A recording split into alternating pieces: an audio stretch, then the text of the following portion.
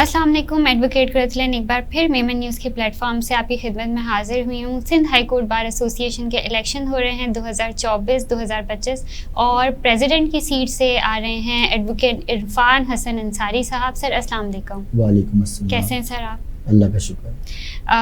आपने केबीए में 2017 में एमएमसी के इलेक्शन भी लड़े, इसके साथ साथ इस बार प्रेसिडेंट की सीट से आ रहे हैं। बहुत सारे अच्छे एजेंडा लेकर अवामी जो वकला की बहबूद है उसके लिए बहुत सारे एजेंडा हैं इनके पास। हम इनसे अभी बात करेंगे और क्या क्या बातें ये लेकर आ रहे हैं, किस तरह से प्लानिंग होगी, एग्जीक्यूशन होगी, उस पर बात करेंगे हम।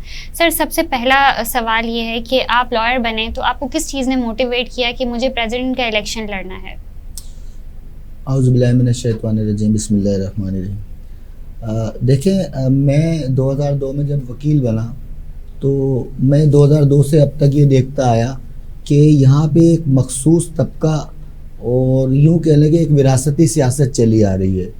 एक कुछ मखसूस ग्रुप्स हैं जो अपने दोस्तों को, अपने जूनियर्स को, अपने भाइयों को और अपने लोगों को प्रमोट करते हैं। जब वो ओल्ड एज हो रहे होते हैं तो अपने फिर बेटों को, अपने जूनियर्स को, उनको आगे लाते हैं। यानी वो यूँ समझ लें कि जो हमारी आम पॉलिटिक्स है उस तरह की एक पॉलिटिक्स हमारी बार में मुझे देखने को मिली।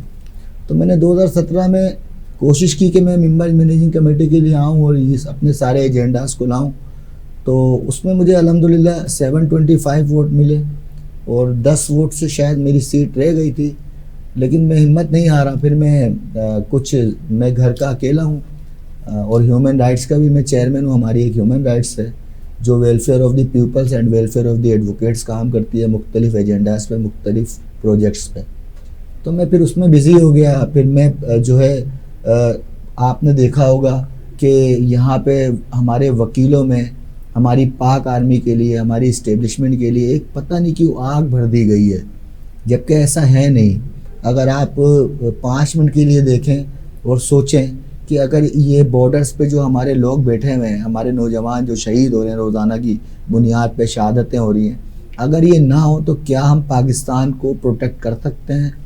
तो मैंने इस पे बाकायदा 2016 से काम करना शुरू किया और मैंने मुख्तलिफ ऐसे ग्रुप्स को ज्वाइन किया जहाँ से मुझे इंफॉर्मेशंस आती हैं कि कहाँ कौन सा जवान शहीद हो रहा है, कहाँ कुर्बानी दे रहा है, कहाँ क्या मसाइल आ रहे हैं, किस तरह से हमारे पाकिस्तान को बॉर्डर्स पे 28-28 घंटे भूखे रह के और बर्फ़ के अंदर और मतलब जहाँ पे ऑक्सीजन भी नहीं है वहाँ पे ये हमारे लोग जो है काम कर रहे हैं। तो मैंने पहला मेरा जो वर्क था वो मैंने अपने लोगों को, अपने वकला को बताया कि देखें जी, हमारी जो पाक आर्मी है, हमारी जो इस्टेब्लिशमेंट है वो अल्हम्दुलिल्लाह पाकिस्तान की बका के लिए काम कर रही है और पाकिस्तान को आगे लेके जाने के लिए काम कर रही है। उसके बाद फिर मैंने देखा कि यहाँ पे छोटे जो वकला हैं, देखें हर जगह कैटेगरीज हैं, तबके हैं ना, आप भी देखती हैं, वकील हैं माशाल्लाह से। मैंने ये देखा कि यहाँ पे 3 कैटेगरी है। एक जो है बिल्कुल टॉप क्लास है और उनकी एक अलग दिखावे की दौड़ है। आप अगर हाई कोर्ट से बजाएं तो ऐसा लगता है जैसे कि कोई शोरूम नहीं होता गाड़ियों का, बड़ी बड़ी गाड़ियों का, वो शोरूम चल रहा होता है। कोई अपने सूट बूट, कोई अपने मुख्तलिफ चीज़ें रिवील कर रहे होते हैं, जिससे हमारे आम वकला बेचारे वो बिल्कुल एहसास कमतरी का शिकार हैं, जिनको आगे निकलने का मौका नहीं मिलता। मेरी ख्वाहिश ये हुई कि मैं इस विरासती पॉलिटिक्स को ख़त्म करूं और मैं आज ये ऐलान कर रहा हूं कि आज मैं हाई कोर्ट बार का इलेक्शन लड़ रहा हूं और ये मेरा पहला और आखिरी इलेक्शन है। अल्लाह मुझे कामयाब करे, मुझे अल्लाह के ज़ात से पूरी उम्मीद है कि मैं इलेक्शन में कामयाब होऊंगा और अपने वकला के लिए और आम आवाम के लिए काम करूंगा, क्योंकि ये वकला का जो प्लेटफॉर्म है ये सिर्फ वकला के लिए नहीं है। जब आप बार के प्रेसिडेंट या कोई भी ओहदेदार होते हो तो आप पूरी इस्टेब्लिशमेंट, पूरी जो मशीनरी होती है गवर्नमेंट की, उसके साथ राब्ते में होते हो और आप हर गमज़दा शख्स की आवाज़ होते हो, हर दुखी की आवाज़ होते हो, हर मिसिंग पर्सन वाले की आवाज़ होते हो। आप एक वकील होते हुए भी एक सोशल वर्कर होते हो।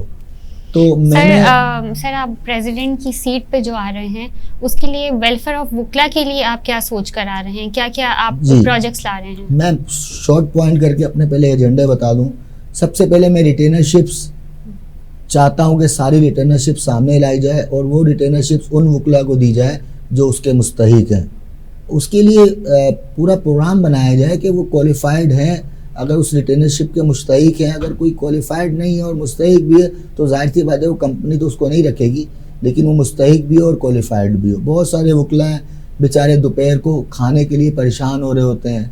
तो मैंने सबसे पहला एजेंडा मेरा जो मैंने कराची बार में एप्लीकेशन दी है, जो कि खो गई है वहाँ से, जानबूझ के नहीं खोई, उन्होंने मिस हो गई होगी।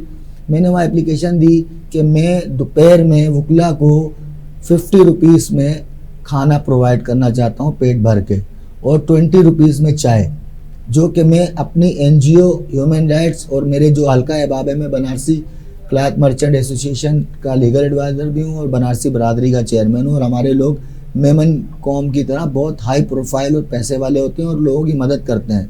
तो मैं इनकी मदद से, अपनी NGO की मदद से, गवर्नमेंट की मदद से अपने वकला के लिए तमाम बार्स में पहले कराची बार से शुरू करना चाहता हूँ कि ये खाना दोपहर का 50 रुपये में मेरे वकीलों को मिले, वो बेचारे परेशान ना हो, और 20 रुपये में उनको चाय मिल जाए दोपहर के लिए, वो रिलैक्स हो जाए। फिर दूसरा मेरा एजेंडा ये कि पूरे पाकिस्तान से जो वकला और बाहर मुल्क से जो वकला हमारे कराची में आते हैं वकालत के लिए या सिंध में आते हैं, तो मैं उनके लिए गवर्नमेंट से बात करके हाई राइज बिल्डिंग्स में हॉस्टल बनाऊं, और वो हॉस्टल फ्री ऑफ कॉस्ट हो, ताकि वो जो वकला हैं या छुट्टियों में हमारे वकला कराची देखना चाहते हैं, उनके बच्चे देखना चाहते हैं, हमारे लोग दूसरी जगह जाना चाहते हैं इंटीरियर, जैसे कि आपने देखा है सिंध में बहुत अच्छी अच्छी जगहें हैं, बहुत अच्छी अच्छी दरगाहें हैं, मज़ार आते हैं, दीगर चीज़ें, वो दूसरे जगह के वकला और उनकी फैमिली चाहती है कि कराची आए, सिंध आए, इंटीरियर आए, वहाँ चीज़ों को देखे। तो उनको बेचारों को बड़ा, जो वहाँ के भी जो मुतवस्सित तबके के वकला हैं, वो बेचारे इस चीज़ को अफोर्ड नहीं कर पाते रिहाइश और खाने की वजह से, ट्रैवलिंग की वजह से। उसके लिए मैं कुछ ऐसा इंतज़ाम करूँ, हाई राइज बिल्डिंग्स बने, कोई ऐसी बसेस का इंतज़ाम हो जो जून जुलाई की छुट्टी में बाकायदा पिकनिक टूर कराएं, उनको कराची और पूरे सिंध में घुमाएं, और उसकी बहुत लो कॉस्ट जो है बिल्कुल, यानी यूँ समझ लें कि जो मेंटेनेंस आ रही है या जो अखराजात आ रहे हैं उस पर उनको यहाँ पे पूरा एक पिकनिक टूर दिया जाए। जिस तरह के बड़े बड़े वकला वर्ल्ड टूर पे जाते हैं, हम तो नहीं जा सकते, हम मुतवस्सित तबके से हैं। तो मेरा एजेंडा दूसरा ये मेन है। तीसरा मेरा एजेंडा ये है कि वकला के लिए जो वकील पूरे पाकिस्तान से या बाहर मुल्कों से अगर वकालत के लिए पाकिस्तान आएँ तो उनको रिहाइश और खाने की कोई प्रॉब्लम ना हो। इस तरह के भी हॉस्टल्स हर डिस्ट्रिक्ट में और खुसूसी तौर पे कोर्ट्स के करीब हो। इसके बाद मेरा एक एजेंडा ये कि जितने लॉ स्टूडेंट्स हैं हमारे, अच्छा मैं एक बात आपको बताता चलूँ, मेरी रिहाइश औरंगी टाउन में इसलिए कि मैं बनारसी बरादरी से हूँ, तो मेरे वालिद साहब का कारोबार भी है माशाल्लाह, मुख्तलिफ कारोबार है, बिजनेस है, तो थोड़ा सा उनको मुझे लीगल एडवाइस भी करनी होती है, चीज़ें बतानी होती है FBR के हवाले से और दीगर। I am tax payer, my mother is tax payer, तो इसलिए मैंने वहाँ पर अपने घर में 1017 सेक्टर अटल अल हसन विला है, उसमें पूरा 150 गज पे नीचे हमने तमाम वकला के लिए, लॉ स्टूडेंट्स के लिए जो यहाँ आए उनके लिए फ्री रिहाइश है और खाने का भी इंतज़ाम है। और इसी तरह मैंने एक हॉस्टल बनाया हुआ है LS 24 100 स्क्वायर यार्ड पे, 3 फ्लोर की वो बिल्डिंग है, जिसमें एक में मेरा ऑफिस है और बाकी फ्लोर में मैंने बाकायदा तौर पे छोटे छोटे बेड्स टाइप के छोटे छोटे बिस्तर नुमा इस तरह के 8-10 लोग वहाँ जब चाहे रह सकें। और हमारा बराबर में और आमने सामने कुछ पकवान है जिनको मैंने ये कहा हुआ है कि जो लोग यहाँ फ्री में रहें तो आप उनको 50% पे फूड प्रोवाइड करें, वो उससे मेरे साथ एग्री हैं। फिर स्टूडेंट्स कुछ जो मैं पढ़ाता था जैबुल में, विजिटिंग फैकल्टी था, जो बच्चे गरीब जो किराया नहीं दे सकते यहाँ रहने के लिए, तो मैं उनको वो जगह प्रोवाइड कर देता हूँ और कर देता था। तो इस तरह का मैं मुख्तलिफ और चीज़ें हॉस्टल टाइप की बनाना चाहता हूँ। फिर सर एक क्वेश्चन मेरा ये, रिटेनरशिप पे आपने बात की, तो क्या अभी आपके ख्याल में रिटेनरशिप में ट्रांसपेरेंसी नहीं है? मेरे ख्याल से देखें, रिटेनरशिप में ट्रांसपेरेंसी पे मैं किसी पे क्वेश्चन मार्क भी नहीं करूँगा। जितने भी वकला हैं, मेरे भाई हैं, बड़े हैं, बुजुर्ग हैं, मैं किसी के ख़िलाफ़ भी बात नहीं करता, वो भी मेरे हैं, मैं भी उनका हूँ, समझ की बात है। मैं सिर्फ ये कहता हूँ कि देखें, रिटेनरशिप को आप पब्लिक कर दें ना, पब्लिक कर दें कि भाई इस वकील के पास ये रिटेनरशिप है। अब जब पब्लिक कर देंगे तो हमें पता होगा ना कि भाई इस वकील को किस तरह रिटेनरशिप मिली और किस मुस्तहिक वकील को नहीं मिली। मेरा एजेंडा ये कि पब्लिक कर दें, और जो मुस्तहिक वकील है, कितनी कंपनियां रजिस्टर्ड हो रही हैं कराची में, सिंध में, क्या छोटी बड़ी हर कंपनी इस बात की पाबंद है कि वो एक रिटेनर लाजमी रखे। तो क्या हमारे 500, 600, 800 कराची के वकला को रिटर्नरशिप नहीं मिल जाएगी?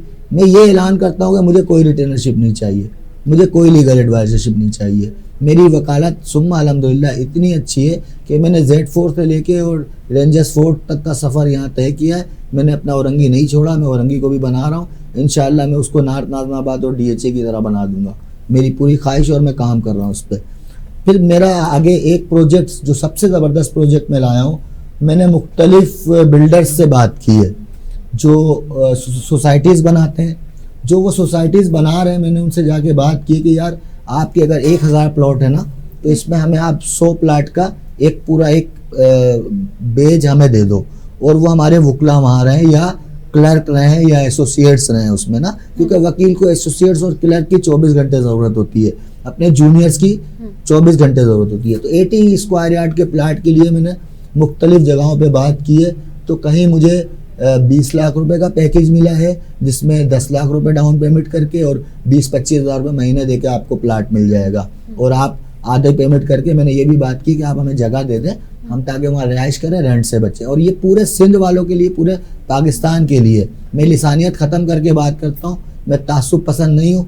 मैं चाहता हूँ कि तमाम ज़ुबान बोलने वाले वकला और तमाम कौमों से और तमाम मज़हब से वाबस्ता वकला एक जगह पे खड़े हो जाएं और काले कोट की और वकला की इज्जत को बहाल करें और वकला की वेलफेयर और आम आवाम की वेलफेयर के लिए काम करें। सर बिल्कुल यूनिटी के साथ ही वकला काम करते रहें और काम करना चाहिए। मेडिकल फैसिलिटीज़ के हवाले से आप कोई प्रोजेक्ट लेकर आ रहे हैं? मेडिकल फैसिलिटीज़ के लिए मैंने अपने ह्यूमन राइट्स और NGOs से कुछ बात की है। मैं ये चाहता हूँ कि तमाम डिस्ट्रिक्ट्स में, पूरे सिंध के, मेरी ख्वाहिश हम कराची से शुरू करेंगे। मैं सबसे पहले मैं औरंगी में मैंने शुरू कर दिया है। मेरे अपने ही LS24 पे नीचे जो आज आपको पता है ज़्यादातर वुमेंस के मसले होते हैं ज़चकी के, जिसमें ज़्यादा प्रॉब्लम्स आती हैं। तो हमारे पास एक डॉक्टर फरदाना है जो कतर हॉस्पिटल की बेहतरीन जो है बड़ी डॉक्टर रिटायर हुई हैं और बहुत मशहूर हैं। आपको पता होगा नॉर्मल फ़ीस आजकल जो है डॉक्टर की वो 1500-1200 इतनी है, लेकिन हमने एज आ वेलफेयर उनको वो जगह 40,000 रेंट में इसलिए दी है, वो ज़्यादा की जगह है कि वो गरीबों के लिए और ख़ास तौर पे वकला के लिए और वकला की फैमिली के लिए 400 और 500 फीस में वो जो है उनका चेकअप करती हैं, उनका सारा इलाज करती हैं, और वहाँ पर फिर दीगर बुखार के और दीगर मरीज़ पेशेंट भी सस्ता इलाज कराते हैं। फिर एक डॉक्टर एजाज साहब हैं, हमारे कतर के MLO रिटायर्ड हुए हैं, उनसे मेरी मीटिंग चल रही है और दीगर डॉक्टर्स से चल रही है।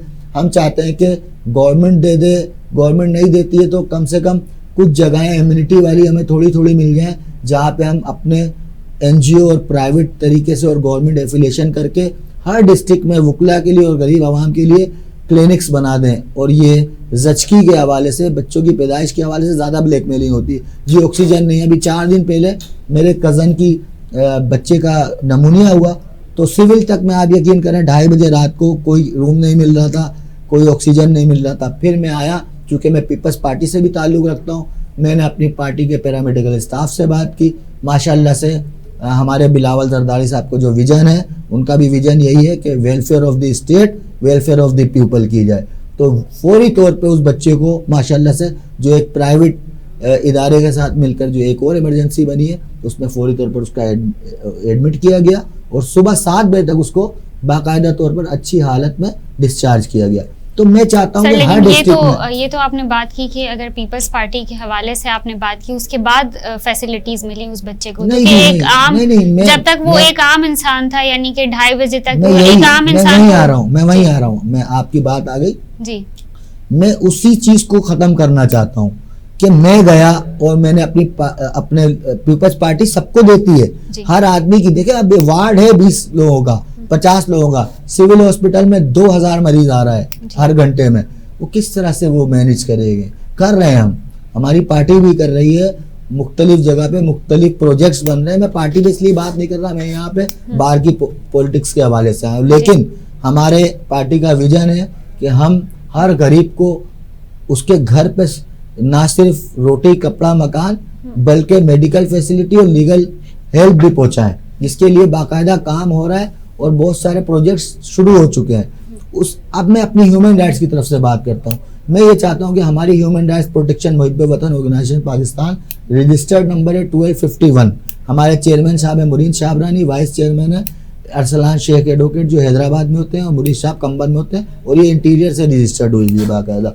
हम मुख्तलिफ जगह पे काम कर रहे हैं, छोटे छोटे स्कूल बना रहे हैं, हम मुख्तलिफ जगह पे छोटे छोटे क्लिनिक्स बना रहे हैं। जैसे अल्ताफ नगर में अभी मेरी अपनी एक 60 स्क्वायर यार्ड की जगह है जिसको मैं तामीर शुरू कर रहा हूँ, और वहाँ पे मैं बाकायदा एक वकला के लिए भी और आम आवाम के लिए भी एक वहाँ पे यही पैदाइश के हवाले से और दीगर बीमारियों के हवाले से हम वहाँ पर क्लिनिक करने जा रहे हैं, जहाँ पे हम डॉक्टर बिठाएंगे, उनको हम बाकायदा अपने तौर पे फंडिंग करके उसकी पे करेंगे, दवा हम मुख्तलिफ इदारों से गवर्नमेंट से अरेंज करेंगे और वहाँ फ्री इलाज होगा। तो इस तरह का हम हर उस आबादी में नीडी लोग जो हैं, देखिए पैसे वाले जो हैं या हम जो हैं हम अफोर्ड कर सकते हैं, लेकिन जो नीडी आदमी है, मैं जब बता रहा हूँ सिविल हॉस्पिटल गया तो दवाएं 5,000 की हुई, तो वो 5,000 हम 5 दोस्तों ने मिलकर अरेंज किया, वो बच्चा गरीब था। तो मैं चाहता हूँ कि कुछ ऐसा निज़ाम हो जाए कि वो दवाएं हर डिस्ट्रिक्ट में, ना कि सिविल आना पड़े कोरंगी से या कोरंगी के किसी जिस डिस्ट्रिक्ट में कोई शख्स है उसको वहाँ पे NICVD जो होता है, हार्ट का प्रॉब्लम हो उसकी भी फर्स्ट एड मिले, उसको हर किस्म की बीमारी की फर्स्ट एड मिले। फिर कैंसर पे मैं कुछ काम करना चाहता हूँ। कैंसर के हवाले से देखें, इंग्लिश में जो है अब तक कोई जो है मेडिसिन अभी तक मेरे ख्याल से जो मुझे सुनने में आया ईजाद नहीं हुई है, लेकिन कुछ हकीम है, कुछ हिकमत देखें, पहले हिकमत थी जब आप अगर आप लास्ट ओल्ड जाएंगे प्रीवियस ईयर्स में तो हिकमत से ही इलाज होता था। तो कुछ हिकमत के लोग हैं जो इस पे काम कर रहे हैं, कुछ कामयाबियां हैं, जैसे कि नारियल का पानी जो से आप गर्म करें और रोज़ाना अल्काइन बना के पिलाएं तो वो कैंसर को ख़त्म करता है। तो इस तरह के भी प्रोजेक्ट्स में मैं काम कर रहा हूँ।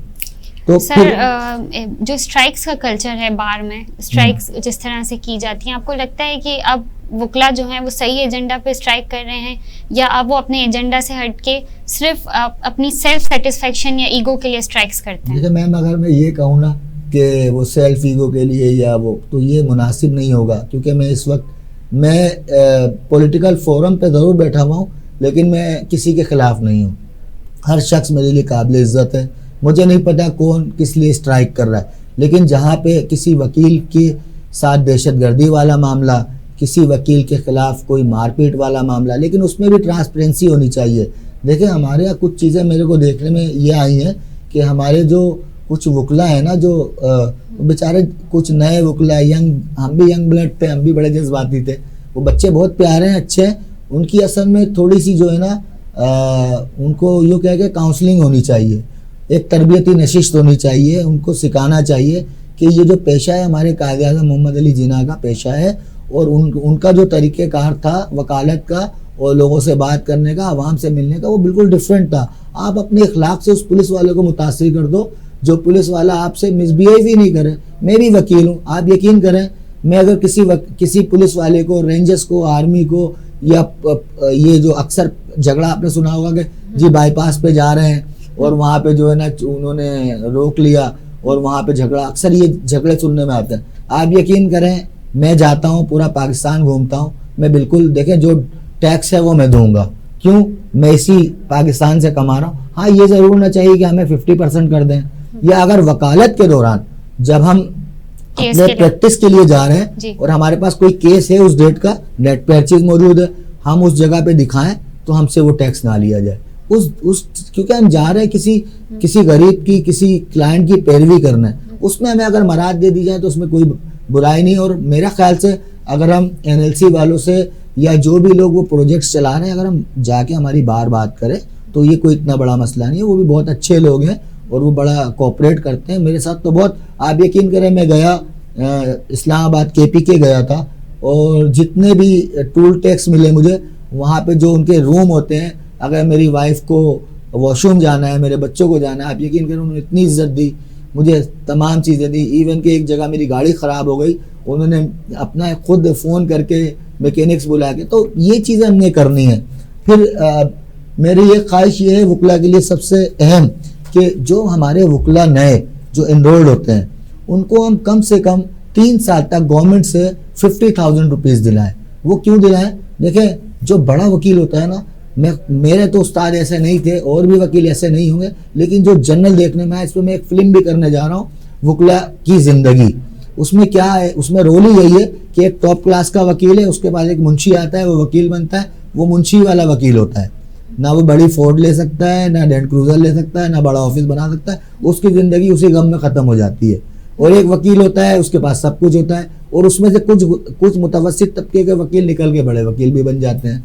तो वो भी एक हम काम कर रहे हैं, एक इस तरह की फिल्म भी हम बनाने की कोशिश कर रहे हैं, ड्रामा सीरियल बनाने की कोशिश कर रहे हैं। तो 50,000 रुपीज़ जो है 3 साल तक के लिए, जो भी हमारा नया वकील इनरोल्ड हो उसको 3 साल स्टेबल होने के लिए 50,000 रुपये गवर्नमेंट अगर दे, तो उससे ये फ़ायदा होगा कि वो बेचारा अपने पाँव पे स्टेबल हो जाएगा। फिर इसके साथ देखिए, सीनियर का होना ज़रूरी है। मैं तमाम जूनियर्स को ये कहूँगा, मैंने 20 साल ख्वाजा शरफुल इस्लाम एंड कंपनी में गुजारे, और मैं एहसानमंद हूँ ख्वाजा शरफुल इस्लाम साहब का, ख्वाजा सैफुल इस्लाम साहब का, उनकी फैमिली का, स्पेशली जो है मेरी भाभी है, उनकी वाइफ सैफुल इस्लाम साहब की जो बीवी हैं, इन्होंने मुझे बहुत सपोर्ट किया। इवन कि मेरी LLB की फ़ीस में गरीब तबके से था, मेरे पास फ़ीस के पैसे नहीं होते थे, मेरी 3 साल की फ़ीस जो है ख्वाजा शरफुल इस्लाम साहब और उनकी फैमिली ने पे की है, और आज मैं जो कुछ हूँ उस कंपनी की वजह से हूँ। तो अपने सीनियर्स की हमेशा इज्जत करें, अपने सीनियर से सीखें, और मैं बार को ये कहूँगा कि हर कोई एक ऐसा निज़ाम बनाए कि वकील, देखें वकालत जो लड़के कर रहे होते हैं वो टोटल जो है ना प्रैक्टिकल नहीं सीखते। प्राइवेट कॉलेजेस में तो ये हो गया है, लेकिन प्राइवेट यूनिवर्सिटी में हो गया, लेकिन इस तरह के गवर्नमेंट में नहीं। तो कुछ ऐसा निज़ाम बनाया जाए कि हर हफ्ते में 2 क्लास प्रैक्टिकल हो, जहाँ पे डमी कोर्स बनी हुई हो, जजेस बैठे हुए हो, और उनको क्रास सिखाया जाए। सिविल केस क्या होता है, कॉन्स्टिट्यूशन क्या होता है। अब आप किसी वकील से पूछे कि कोरम नॉन जुडिस क्या है, नहीं बता पाएगा। सर, आप देखने वालों के लिए कोई पैगाम देंगे? अच्छा, मैं एक और आखिरी बात करना चाहूँगा। एक मेडिकल फैसिलिटी के लिए मैं गवर्नमेंट ऑफ पाकिस्तान और गवर्नमेंट ऑफ सिंध से ये अपील करता हूँ, और बाहर से ये अपील करता हूँ कि मेरे इस एजेंडे को जो भी जीते, अगर मैं जीता तो मैं लेकर जाऊँगा, और कोई भी जीते तो वो ये कर दे कि तमाम वकला के लिए, जिस तरह से यूनिवर्सिटी से पॉइंट्स चलते हैं, तमाम डिस्ट्रिक्ट में जो गरीब आबादियाँ हैं जहाँ हमारे वकला रहते हैं, वहाँ से पॉइंट्स को जो है तमाम कोर्स तक के लिए एक बस सही सुबह 8 बजे आए और 3 बजे तक दोबारा वो बस फिर मिड टाइम में भले किसी और काम में इस्तेमाल हो जाए, लेकिन एक टाइमिंग हो वो बस आए और वकला को उस एरिया तक छोड़े और एरिया से कोर्ट लाए। तो ये मेरा एक एजेंडा है। दूसरा, मैं गवर्नमेंट से ये भी अपील करना चाहूँगा कि वकला के लिए, और जिस तरह से मुख्तलिफ सूबों में मेडिकल कार्ड्स के लिए आम आवाम के लिए किया गया है, तो वकील जो है वो शहराग है हमारे पाकिस्तान की, हमारे कानून की, हमारे कॉन्स्टिट्यूशन की, हमारे पाकिस्तान की रीढ़ की हड्डी है। पाकिस्तान की बका के लिए आर्मी और वकला दोनों ज़रूरी हैं, ठीक है। तो मेरा कहना है कि वकला के लिए कम से कम उनकी फैमिली के लिए 20 लाख रुपए तक का पैकेज मेडिकल का गवर्नमेंट दे, ताकि जो मुतवस्सित तबके के गरीब वकील हैं वो अपना और अपनी फैमिली का इलाज उस कार्ड के ज़रिए जिस भी हॉस्पिटल का पैनल हो वहाँ जाके करा सके, और वहाँ दवा भी फ्री होनी चाहिए। ये नहीं कि सिर्फ एडमिशन हो जाए, उसका रूम फ्री हो जाए, फिर ऑक्सीजन के पैसे दो। जो मैंने अभी सहा है 17,000 रुपये मैंने प्राइवेट एक रूम में दिए, नाम नहीं लेता हॉस्पिटल का, सिर्फ वो बच्चा 6 घंटे रहा है, 17,000 रुपये की दवा है, ऑक्सीजन के चार्जेस मुझे देने पड़े 17 घंटे के।